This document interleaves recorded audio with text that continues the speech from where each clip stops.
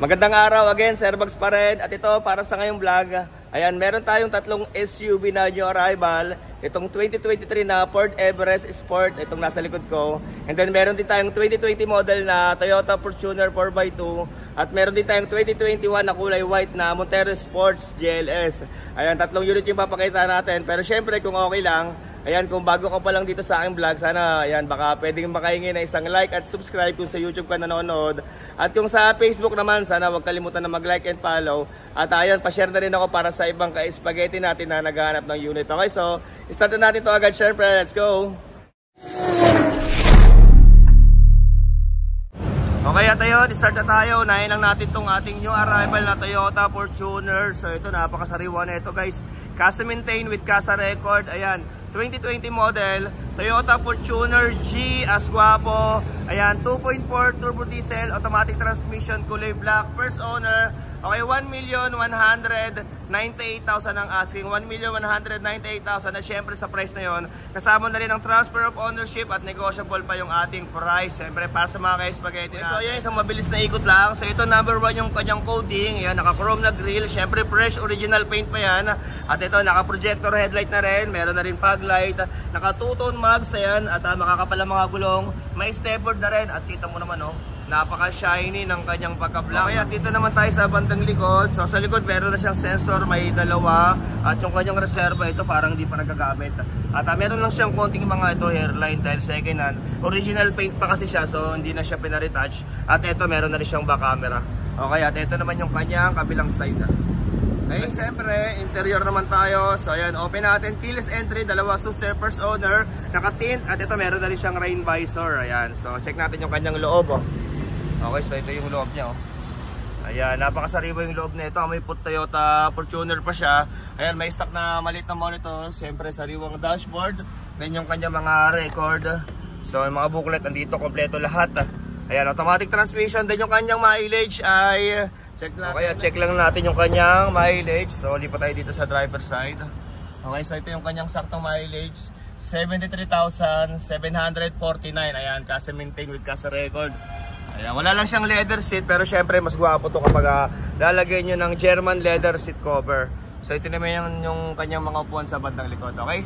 Sa mga gusto magpagawa ng German leather seat, 3 years warranty yung leather natin. Okay, mag-direct message kayo sa Sir Bugs seat cover and car accessories, okay? Diyan na lang kayo magtanong ng price at design. Ayan, medyo against the light lang pero to napakaganda ng unit na to. Sobrang sakit. Okay, ulitin ko, 2020 model, Toyota Fortuner G, 2.4 turbo diesel, automatic transmission, kulay black, first owner, Casa maintain with record. Ayan, 1,198,000 ang asking. 1,198,000 together with transfer of ownership at negotiable pa yung ating price, okay? So, next unit tayo. Next unit natin, ito, first owner, brand new condition, 2023 model, Ford Everest Sport Limited, automatic transmission, diesel engine, ayan, kulay silver, 2.0 turbo. Okay, ang asking naman dito ay 1,695,000. Pero syempre sa price na yon, kasama na rin dyan ang transfer of ownership at negotiable pa naman yan, okay? So ito, isang mabilis na ikot lang din. Okay, so ayan, number 5 yung kanyang coding at kita mo naman, oh, napakalaki ng kanyang grill. Syempre, naka-LED headlight at meron na rin siyang fog light. Ayan, meron na rin siyang 4 na sensor sa harap. So ito, at meron siyang Everest na nakadikit dito sa kanyang hood. At syempre, original paint pa to guys. Ayan, at ito, naka-mags na rin. Makakapalang mga gulong, may stepboard. Ayan, merong nakadikit dito na may pangalang sport. Dito naman ay turbo. So ayan, naka-tint. At meron na rin siyang rain visor na may pangalang Everest. Napakasariwa na ito guys. So, bagong-bago pa yung kanyang itsura. So ito naman yung kanyang likuran. Okay? Sa likod, meron na rin siyang ito, back camera. Siyempre, may ganun pa rin, may sensor, may 4 sa likod. So, ayan. Okay, dito naman tayo sa kabilang side. Ayan, meron na rin siyang garnish. At siyempre, interior naman tayo. Ayan, open lang natin. So, ayan, keyless entry, dalawang kanyang susi.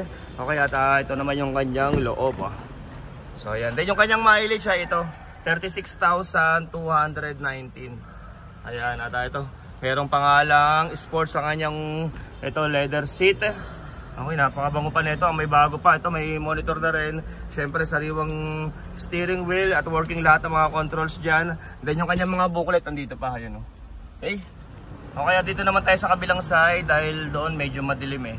So ito, para mas kita natin yung interior. So ito po, start button na rin siya. Ayan, at ito naman yung kanyang mga upuan sa bandang likuran. Okay? So ito naman siya. So ayan. Sa may mga, sa gusto mag-viewing, okay, by schedule na lang tayo. Tawag or text na lang kayo sa mga gusto mag-schedule, okay? At open din tayo sa test drive. At syempre, para sa sample quotation for financing, i-direct message nyo ako sa aking messenger sa Sir Bugs, and para mapasahan kayo ni admin ng sample quotation and then ng list of requirements. Okay? So ayan, ulitin ko, 2023 model Ford Everest Sport Limited, automatic transmission, kulay silver. Ayan, 2.0 turbo diesel, 4x2.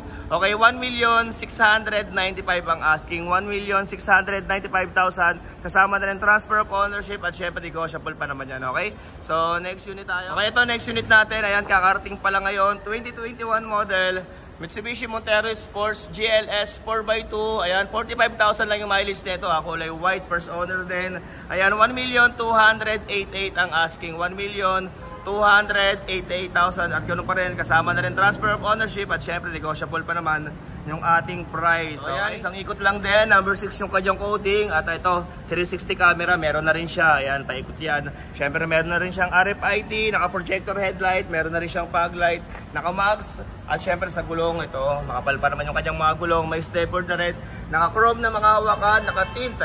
At ayan, original paint pa yung ating Mitsubishi Montero Sports, first owned, okay? Okay, at dito naman tayo sa bandang likod. Ayan, meron na rin siyang sensor, may apat. Okay, MIBEC Ito, Montero Sport MIBEC. At check naman natin yung kanyang interior, syempre. So ito yung kanyang loob.